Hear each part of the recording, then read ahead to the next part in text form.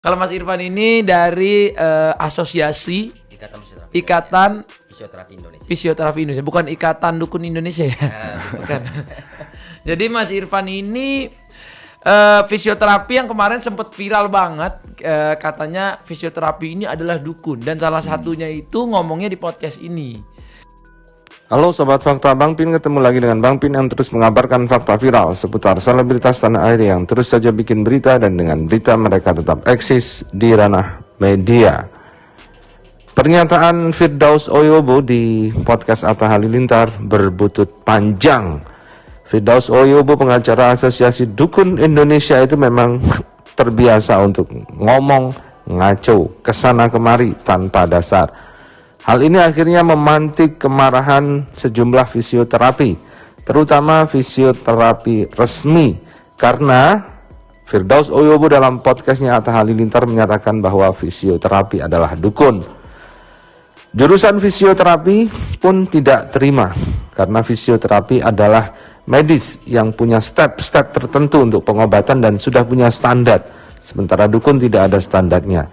Nah, kemudian Kepala jurusan dari fisioterapi Kemenkes Surakarta pun mensomasi Firdaus Oyobo. Nah, bagaimana ceritanya? Bagaimana kisahnya? Kita simak saja kupas tipis-tipis fakta Bang Pin kali ini. Like, subscribe, and komennya ditunggu, dan jangan lupa selalu ada doa dalam setiap lentikan jarimu.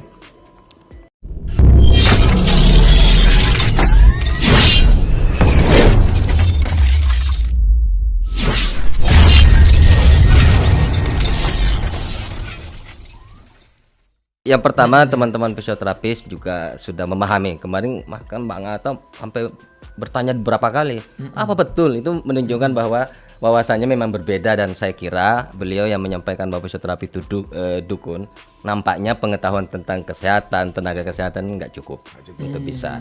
Nah, masyarakat mesti diedukasi supaya betul-betul mengambil langkah seperti dikatakan Gus Miftah tadi. Kalau ada masalah medis, jangan ambil, karena itu pasti akan merugikan masyarakat. Saya khawatirnya pengaburan ini mengakibatkan banyak masyarakat lalu menjadi korban. Betul.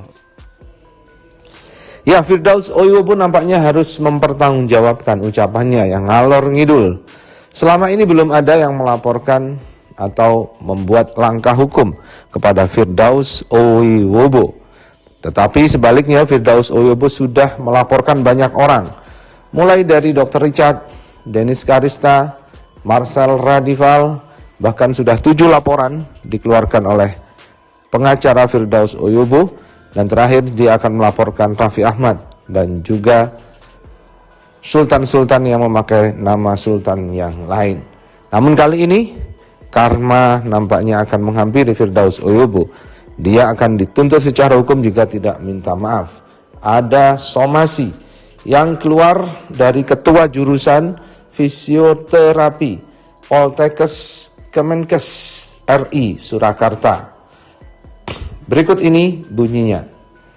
Terkait pernyataan seorang sumber YouTube Atta Halilintar yang menyatakan fisioterapi adalah dukun, maka saya, ketua jurusan fisioterapi Poltekkes Kemenkes RI Surakarta, menyatakan pernyataan tersebut adalah menyesatkan dan pembodohan pada pemirsa acara tersebut. Saya mohon untuk dapat diklarifikasi sesuai regulasi yang berlaku.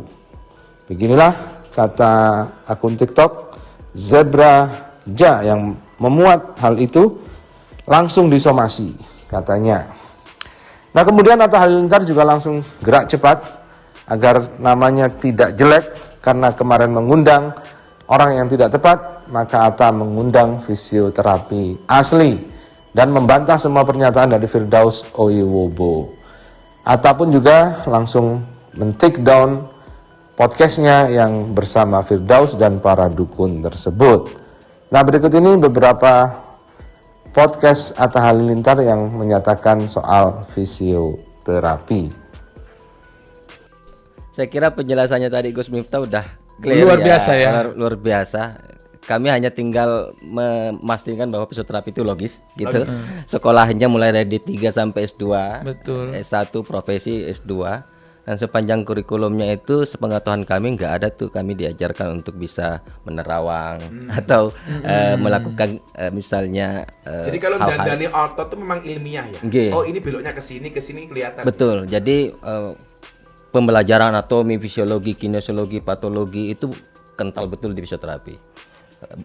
Karunia Allah itu bahkan satu gerakan satu derajat itu udah pindah otot yang bekerja dan itu harus kami tahu.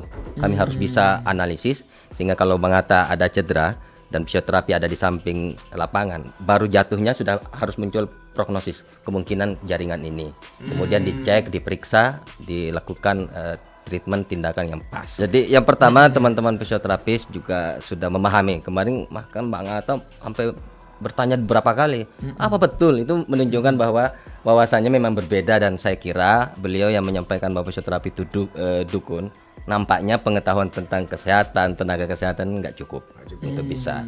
Nah, masyarakat mesti diedukasi supaya betul-betul mengambil langkah seperti dikatakan Gus Miftah tadi. Kalau ada masalah medis, jangan ambil karena itu pasti akan merugikan masyarakat. Saya khawatirnya pengaburan ini mengakibatkan banyak masyarakat lalu menjadi korban. Betul. Kalau yang kayak gini Gus, misalnya nih kaki patah, nanti dikasih minyak ini, ntar lagi sembuh nih. Nah, kalau kayak gitu tuh gimana tuh Gus? Kita tidak menafikan, ada beberapa hambanya Allah yang dikasih kelebihan. Kita tidak bisa tutup mata itu. Memang ada 1-2 orang yang oleh Allah kasih kelebihan untuk itu. Yang kayak dulu yang ponari, yang katanya dicelup. Apanya? Celup. Itu juga pembodohan kalau itu, tak? Tapi orang ngantri sampai beribu-ribu. Itu lebih kepada sugesti. Betul. Lebih kepada sugesti. Jadi saya memahami begini. Ini ya nyuwun sewu ya. Yang tadi kenapa saya katakan kerusakan besar itu adalah diakibatkan orang pintar yang keblinger atau orang bodoh yang menyesatkan. Lah orang bodoh yang menyesatkan ini adalah rata-rata orang bodoh yang tidak mau belajar. Lah makanya kalau saya ini tidak semata-mata kesalahan dukun, tapi masyarakat yang tidak mau belajar dari pengalaman.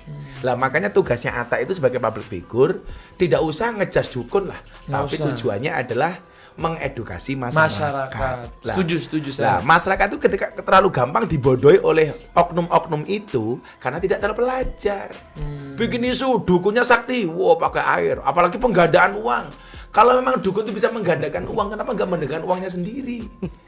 Udah paling kaya di dunia kali ya. Iya dong, kalau dia bisa menggandakan uang, kenapa harus narik bayaran dari orang yang menggandakan uang? Buat uangnya digandakan sendiri. Iya, langsung makan banyak sendiri ya, nggak usah buka praktek.